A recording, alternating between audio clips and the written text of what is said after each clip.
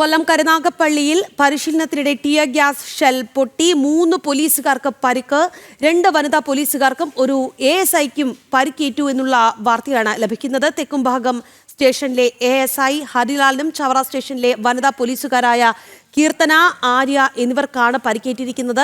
ഇവരെ കരുനാഗപ്പള്ളിയിലെ സ്വകാര്യ ആശുപത്രിയിൽ പ്രവേശിപ്പിച്ചു. വിവരങ്ങളുമായി മനോജ് തുടരുന്നുണ്ട്. മനോജ്, പരിശീലനത്തിനിടെ വലിയൊരു അപകടം സംഭവിച്ചിരിക്കുന്നു എന്നുള്ളതാണ്. പോലീസുകാർക്ക് പരിക്കേറ്റിട്ടുണ്ട്. അവരുടെ പരിക്ക് ഏത് രീതിയിലുള്ളതാണ്? ഗുരുതരമാണോ? പറയൂ മനോജ്.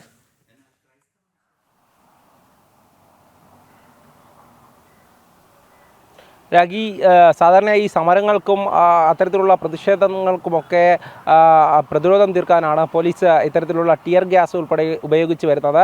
ആ ടിയർ ഗ്യാസ് എങ്ങനെയാണ് ഉപയോഗിക്കേണ്ടത് എന്നുള്ള പരിശീലനം നൽകുന്നതിനിടെയാണ് ഇങ്ങനൊരു അപകടമുണ്ടായിട്ടുള്ളത്. രാവിലെയോടെയാണ് ഈ പരിശീലനം ഈ ചവറ ഭാഗത്ത്, കരുനാഗപ്പള്ളി ഭാഗത്ത് ഉണ്ടായിരുന്നത്. ഈ പരിശീലനം നടത്തുമ്പോൾ ആദ്യഘട്ടത്തിലൊന്നും തന്നെ പ്രശ്നമില്ലായിരുന്നു. പിന്നീട് ഈ 2 വനിതാ പോലീസുകാരും അതോടൊപ്പം തന്നെ ASI ആയിട്ടുള്ള ഹരിലാലും അടക്കം അവിടെ ഉണ്ടായിരുന്ന സാഹചര്യത്തിൽ ഈ ടിയർ ഗ്യാസ് ആദ്യം അതൊന്ന് ടിയർ ഗ്യാസ് പൊട്ടിച്ചപ്പോൾ ആദ്യം അത് പൊട്ടിയില്ല. പിന്നീട് അത് ഡൗൺ ചെയ്ത് പരിശോധിക്കുമ്പോഴാണ് ഇത്തരത്തിലൊരു പൊട്ടിത്തെറി ഉണ്ടാകുന്നത്. അത് ഈ തോക്കിനുള്ളിൽ നിന്ന് തന്നെ പൊട്ടിത്തെറിക്കുകയായിരുന്നു. സാധാരണയായി ഈ ടിയർ ഗ്യാസ് പൊട്ടിത്തെറിച്ച് കഴിഞ്ഞാൽ അത് വലിയ തരത്തിലുള്ള ഒരു അപകടമുണ്ടാക്കുമെന്നുള്ളതാണ്. കാരണം പൊള്ളലേൽപ്പിക്കും. അതോടൊപ്പം തന്നെ ഈ സാധാരണ സമരങ്ങൾക്കൊക്കെ ഈ ടിയർ ഗ്യാസ് പൊട്ടിക്കുമ്പോൾ അവിടെ ഉള്ള ആളുകൾക്കൊക്കെ തന്നെ അവിടെ നിൽക്കാൻ പറ്റാത്ത സാഹചര്യം, അത്തരത്തിലൊരു ഗ്യാസ് അവിടെ എല്ലാം തന്നെ നിറയുമെന്നുള്ളതാണ്. എന്തായാലും ഈ ഒരു സമയം, അതായത് പോലീസ് അതിനെ ഗ്രനേഡ് എന്നാണ് ഉപയോഗിക്കുന്നത്. ഗ്രനേഡ് എന്നുള്ള നിലയിലും വിവരം ലഭിക്കുന്നുണ്ട്. അങ്ങനെയാണ് ഈ പരിശീലനത്തിനിടെ ഈ തോക്കിൽ നിന്നും ഇത് പൊട്ടിത്തെറിക്കുന്നത്.